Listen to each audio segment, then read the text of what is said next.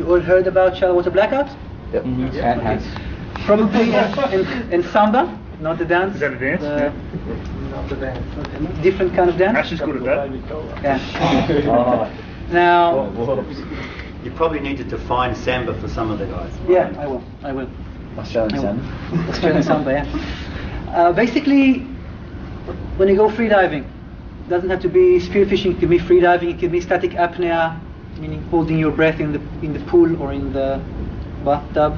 It can be dynamic, trying to cover as much distance as possible. There is a risk of something going wrong, and one of the risks is shallow water blackout. Okay, we can call it blackout because it can happen really in the pool, so it's really shallow. Okay, it can happen on the couch at home also. Okay, but we have to understand the basic principles of what is a blackout, why does it happen, the stages of a blackout, and we'll talk about what you will feel or not feel. We'll talk about what your body will see, and then we talk about what you can or cannot do and what your body can and should do in case of an emergency, Samba, blackout, whatever. Okay, so basically a blackout is losing one's conscious. Okay, it's divided into a few stages, few different definitions. The first one is Samba, or loss of motor control.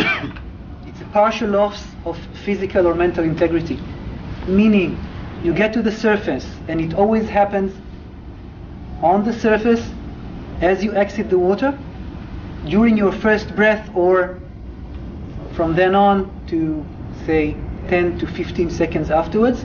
I didn't see people blacking out after a minute.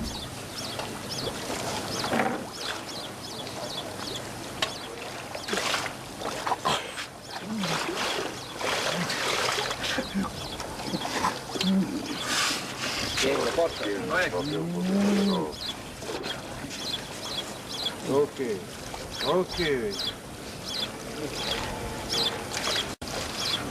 But the Samba is straight after the dive. You reach the surface, you start breathing, and something happens. What happens is that you don't have enough oxygen in your brain. It can happen from numerous reasons. We'll talk about them soon. Okay? But you just lose control of your organs. It can be, I'm here, I'm totally here, I can look at judge and say, okay, I'm okay, but my muscles are doing this. Okay, this is the Samba, that's why it's called Samba. Okay? You didn't think about it before. Samba is this. It can be this, look at my eyes. This was a Samba. A millisecond. It can be trying to breathe and not being totally able to do it, or trying to take your facial equipment off and like this. People that take off their mask and then experience a Samba, and then like after it's finished, okay, I will remove my mask. Okay, it's here. So you're not totally there. And when you're not totally there, if you're on the couch or on the chair and you lose this focus, nothing happens. But if you're in the water and you lose your focus for a second and your face is here and then it's here, then the next breath is going to be swallowing water, and this is not good.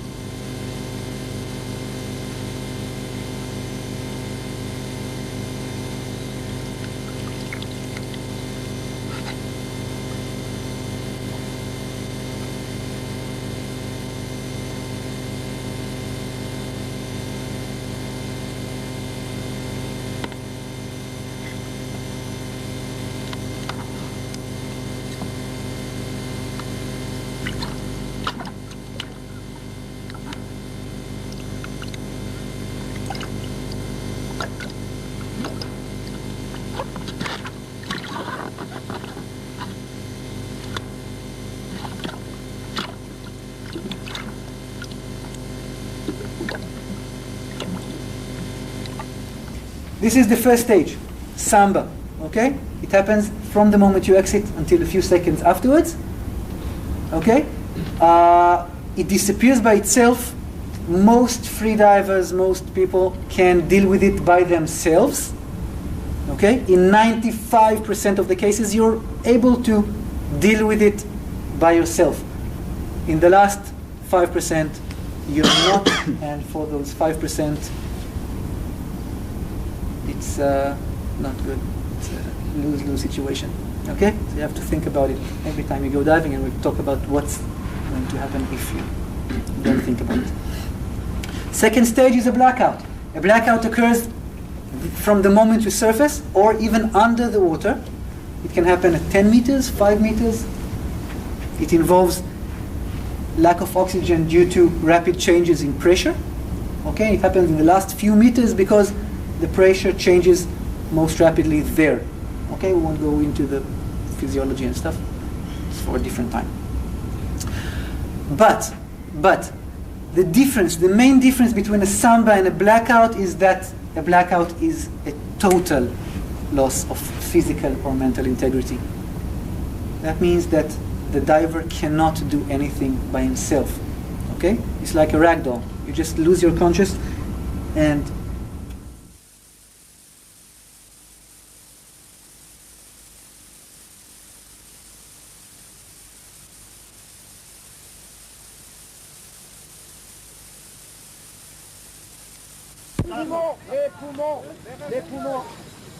Les poumons.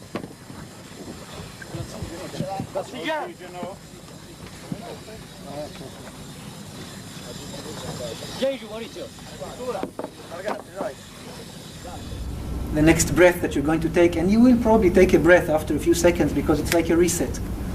Okay, it's going to be a mouthful of water. You cannot hold yourself above the water. So if you look at the samba as just a reset of the system, then a blackout is just you turn off the power and until the next time someone connects you.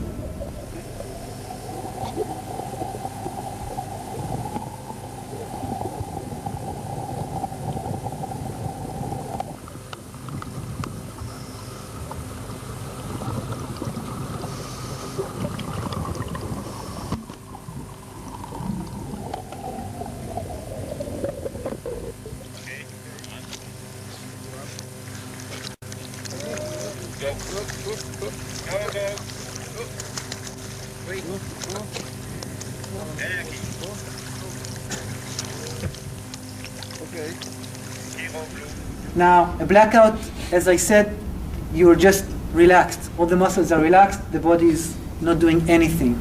If it happens at depth, say 5 meters, and you're spearfishing, and you have lots of weights on you because you want to be negative at 5 meters or 7 meters, I don't know. Yeah, that one. Where you fish, then if at 5 or 6 meters you relax your muscles, it means that you relax this muscle also, and then you exhale. When you exhale, you become negatively buoyant. You start sinking. The pressure increases because you sink. Water enters the lungs. You drown. Not a good way to die. Okay? You have to have someone with you in order to cope and to deal with it. Okay?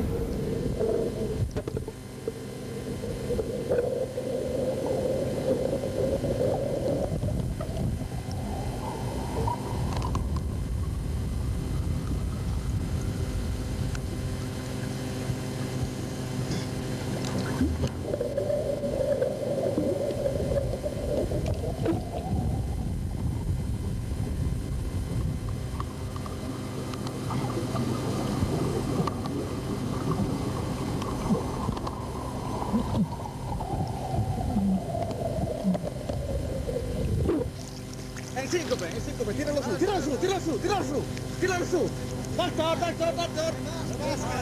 Basket.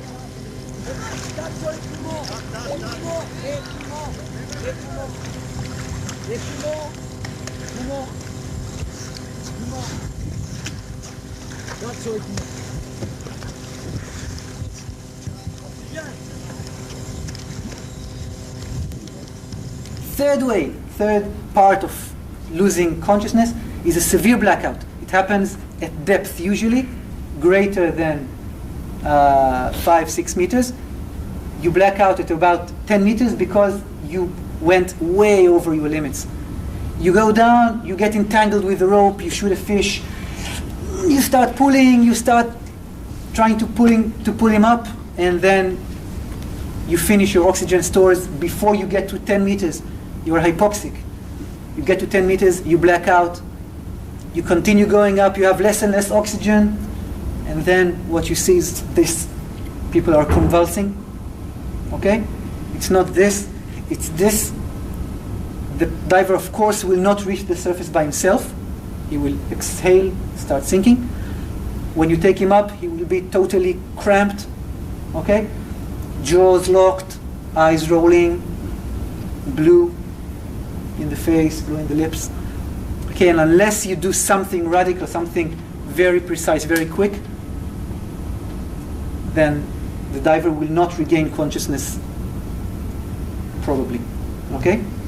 In the first 2 stages, he will regain consciousness after a few seconds. Okay? So this is the first thing you have to remember.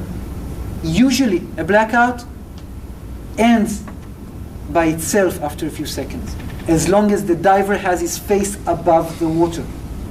Okay? You have to let air touch his face. Okay? Mm-hmm. So let's look at the symptoms and how we deal with them. What you feel under the water. Depending on your dive, depending on the length of the dive, you might feel different things, different sensations. I heard today, I won't say who, comes out of the water after a dive and he said, like, I finish the dive, I start breathing, I feel good, I feel euphoric. Okay? I define it as I see a train passing in front of my eyes, like this white thing. Suddenly, like, whoa. It's very nice. It was a very good dive, but it's not really a good dive, because this is the stage where you're on the edge of something. It's not nice. Okay? Blackouts usually occur above the water. Sambas usually happen because you breathe improperly. Okay? You exit the water, and what's your first instinct?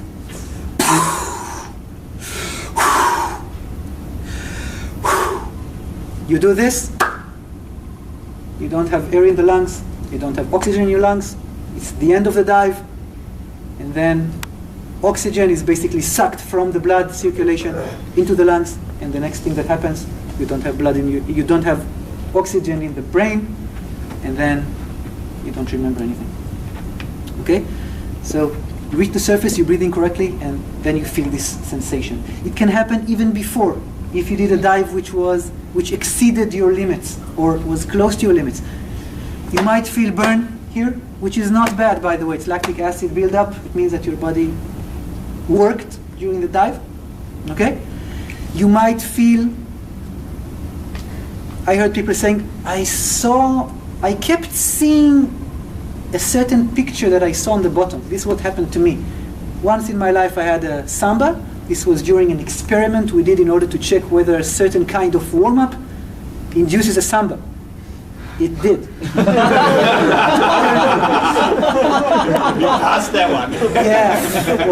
Well, I went diving with a friend, and we did some warm-ups in a dive which was supposed to be a very easy dive, and then it did a samba. And I said, that's not logical. You did just a 42-meter dive, touch and go. It was supposed to be very easy. Just, yeah, because we were diving a bit deeper then. And a day later, I said, like, okay, I will try the same warm-up. And I remember coming up, and I remember seeing those 2 fish fighting at the bottom. It was true, really. And then I come up, and at 10 meters, I still see those 2 fish fighting at the bottom. It's very clear in my head. And I tell myself, okay, you're not here. You're totally disoriented. I'm working. I know I can reach the surface, but I feel something not good. So I reach the surface. I grab the buoy. I have my buddy with me, of course. I see him coming to me. I look at him. I see him coming to me, and then I see him smile, and I'm like, whoof, that was close to a samba. I said, like, close. From what side? Was I? Yeah. So I lost this part. But you can remember what happens. Okay? You can remember going up. You can remember everything, and still have a samba. It's lost time. Okay? You might feel the taste of iron in your mouth. Okay? You might feel tingling in your peripheries, toes, hands, lips. Okay? Heat here can be a symptom, or a sign, not a symptom, but a sign. Was that heat? Heat, you just feel heat here. This is symptoms for Samba? Yeah, Samba or a blackout, just before. Some people don't feel anything. Not necessarily the symptoms. Okay? Above the water, what the body will see is either this, twitching, or uncontrollable movements, or shaking, or problems to breathe, or not being able to support yourself. Okay? What do? As a free diver, experiencing these problems, you have to think about two things. One, are you alone? And if you are not alone, if you are alone, what you do, and if you're not, it's a bit easier. If you are alone, you shouldn't be alone. Okay, anyway, to begin with, you're not diving alone. But if you are alone, then you can consider dropping your weight belt. Yep. Are you diving with or without a snorkel? With a snorkel here, usually? Consider either removing the snorkel, holding it in your hand, or emptying the snorkel in this technique, you know? You know this one? Yeah? Yeah. Just before you reach the surface at about 2 meters, just do like this. A bit of air inside the snorkel, and when you reach the surface, just do and start breathing. Okay, the first breath has to be very relaxed. And if you try to empty a snorkel like this, when you're on the edge of the samba, you will have a samba. Okay? You will, for sure. If you are without a snorkel, lean back. When you reach the surface, open your hands, open your feet, like Charlie Chaplin. Okay? You'll be much more buoyant. Okay, and lie on your back, or just put your snorkel and lie flat on your stomach. No movements, no talking, no shouting, I shot a big fish and now I'm exhausted, I come to the surface, come and you lose your gun, you lose everything. And you just, I saw these things happen. Okay, so it's not nice.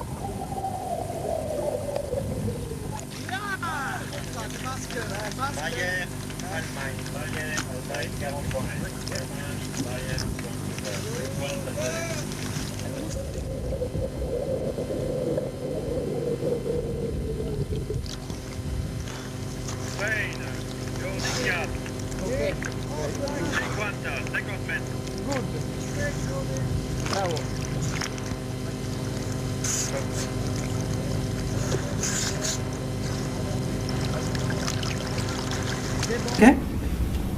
No shouting, no calling. Take a few seconds, a few breaths, good breaths, to regain consciousness and control before you start doing other things. Okay?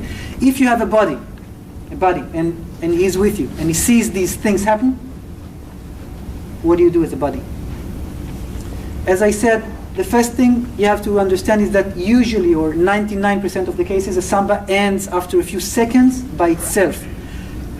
You don't have to punch no one unless you're really angry at him.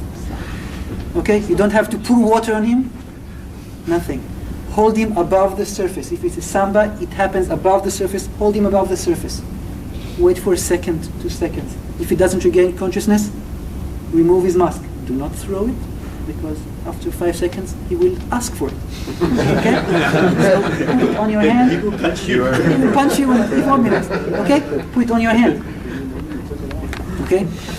And then keep holding it. Next step, if he doesn't regain consciousness, talk to him. Do not shout. Do not scream, because he's this close to being conscious. And if he will hear, "Wake up!" he will just fall back. Okay? He's close. He can hear you, and he will respond to what you say, even though he's not conscious totally. And if you tell him breathe slowly, he will breathe slowly. And if you tell him breathe through your nose, which is sometimes easier than through the mouth, after you lost consciousness, he will do that. Okay? But most of the cases, you won't even have to. You will regain consciousness, and you will not remember a thing. If he lost consciousness totally, a blackout, shallow water blackout, same thing applies. First of all, if you are alone, pardon my French, you're fucked. Okay? Because you cannot assist yourself if you lose consciousness under the water, unless you drop your weight belt, and then you can hope to float like this instead of like this. If you have a buddy,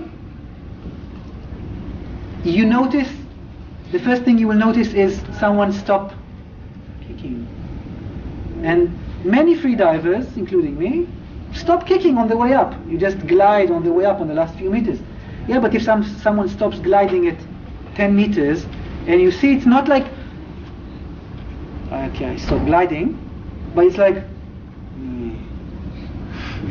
I want to bring a movie, but I don't have it. Next time, you'll have it. Someone, you can notice it easily. Just stops moving. Grab him as fast as possible. It's not like in scuba that you have to come from behind and secure the airways and open the airway because you're holding your breath, so it's no problem. You just have to prevent water entering. So as long as he's on the way up, moving upwards, he will not swallow water. Even if he's exhaling, he will not swallow water. If he stops and starts sinking, he will swallow water. And then it will be much harder for you to act. Okay? Catch him. If you catch him from the front and just push him up, his head will tilt forward and he will not have air in the lungs. If you catch him from the back and you just pull him up, it will be like this. Not good. Okay? A few months ago, there was a competition in Egypt. I saw someone blacking out at 22 meters. The deepest blackout I've seen in my life, after an 85-meter free immersion. And they were bringing him up, panicking. I was totally shocked that he was alive afterwards. It was two deep water blackouts, one after the other, one at 17 meters and one at 22. The first one took them maybe a minute and a half to recover him.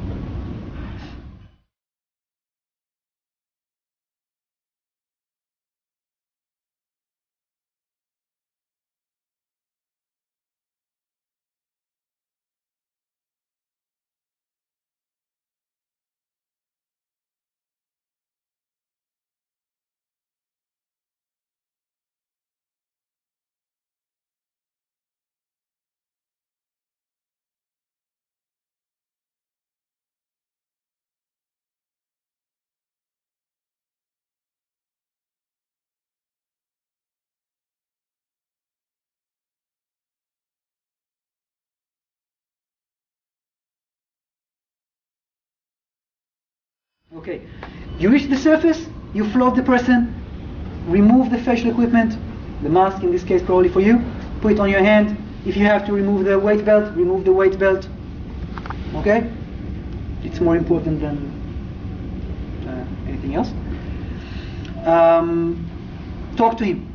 Breathe, breathe, breathe. If he does not start breathing after a few seconds, 10, 15 seconds, try to open his airway. He will be relaxed, so you can open his airway and you can give him mouth to mouth. One breath usually solves everything. Okay? Yeah. I've read in some places that it's also a good technique to blow air over their eyelids, and Yeah. that might Not turn them on not as well. only over the eyelids, anywhere else. Anywhere else. Usually, if you're in the ocean, out in the ocean, the wind is enough. The wind is usually enough. The face is wet. The wind is usually enough. If not, you can hold him, blow, breathe, breathe, breathe. Okay. If not enough, open the airway. Okay, that's correct. If he regains consciousness, good. If not, evacuation. You give him mouth to mouth and recover to the boat, and over there perform CPR if necessary. Usually you don't have cardiac arrests and stuff in freediving. If it happens, then it's usually more than just a blackout. Okay. Third part is severe blackout. If someone really blacks out under the water, you will reach the surface, he will be spastic. Remove the mask, breathe, blow air if needed, and usually it will not solve anything because he's totally blocked. You will not be even be able to open his airways.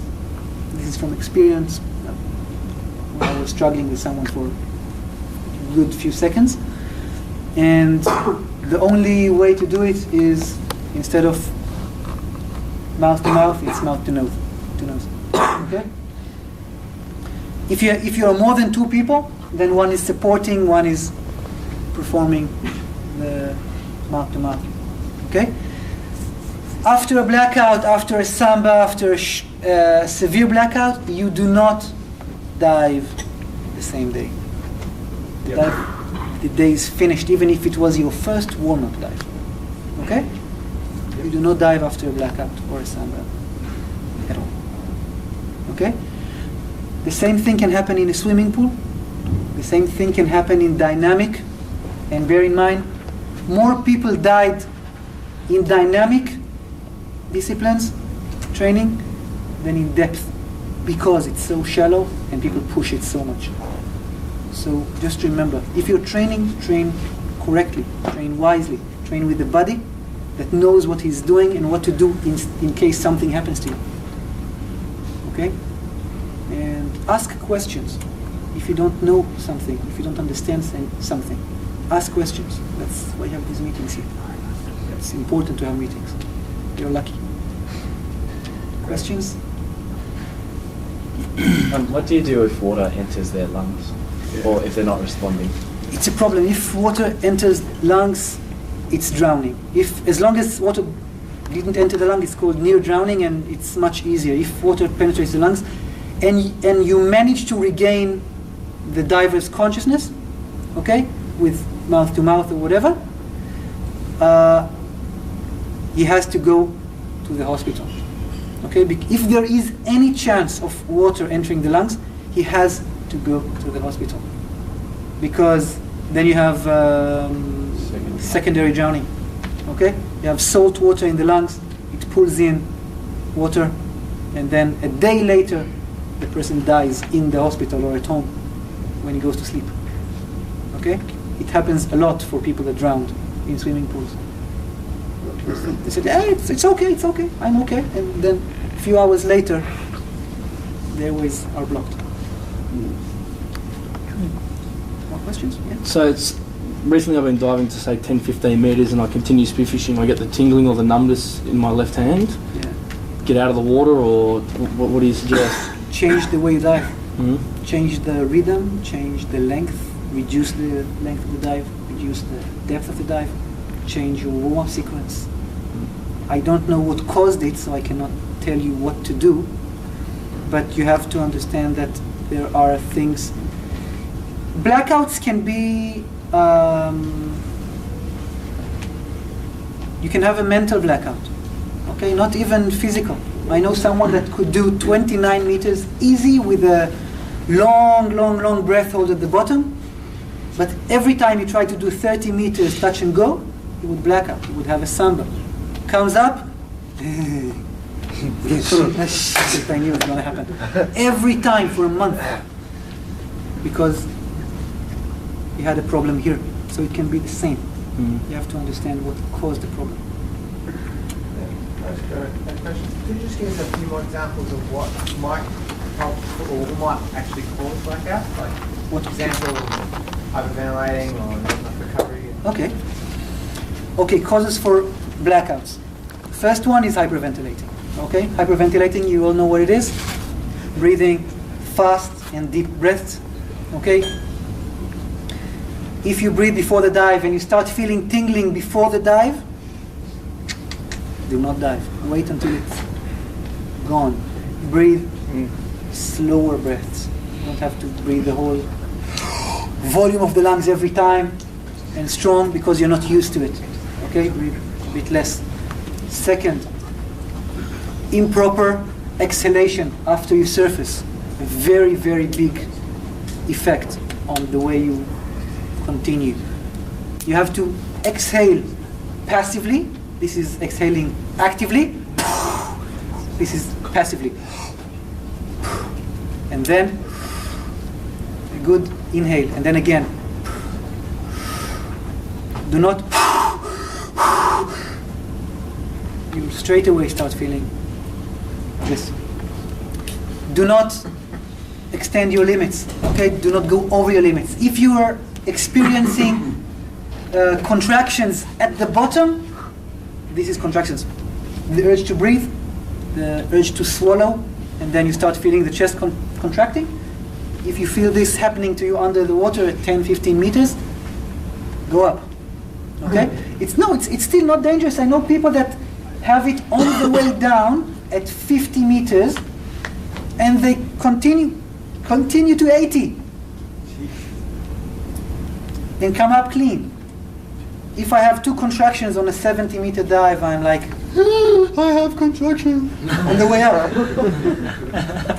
It's different from person to person, diver to diver. Okay, but usually, as a rule for yourself, as spear fishermen, you don't want to go into contractions. It's not for now to talk about the physiology of why it's not good. Trust me.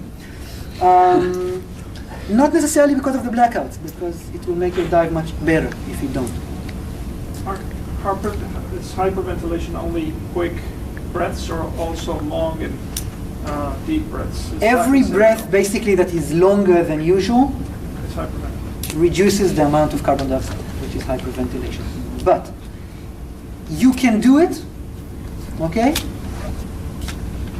as long if it's slow enough and you don't start feeling these things. Don't push it to like, this is okay, so I will do it faster and see if this is okay. Yeah, I'll do it a bit faster. And then, no, this is not good, so I'll go back a bit. Breathe as relaxed as possible. It will give you the best results. It's called operational breathing. It doesn't have to be aggressive. When you dive, you try to be as relaxed as possible, right? And if you, before a dive, you're not relaxed. You scare all the fish. Okay? There are many other factors that can cause a blackout. Anxiety, sudden movements. You perform a very bad duck dive. You consume tons of oxygen. You perform a very bad turn at the bottom. For fishing it's a bit different, but you're down and you want to go up. Instead of pushing yourself, you start doing these things with your legs. You consume lots of oxygen. Okay? You kick down slowly. You kick up quickly. This is something that Spiros do a lot. You change the rhythm. You change something in the computer here. It's a greater risk for blackout. Everything that is not planned from before increases the risk of a blackout. So, okay, fishing is nice. It's fun. It's amazing. But you have to plan and you know what you're doing. Otherwise, it becomes an extreme sport. You have a gun in your hand. So it's an extreme sport with a gun in your hand. Why is spearfishing like bank robbers? Extreme sport with a gun in your hand. Anything else? Okay, that's great.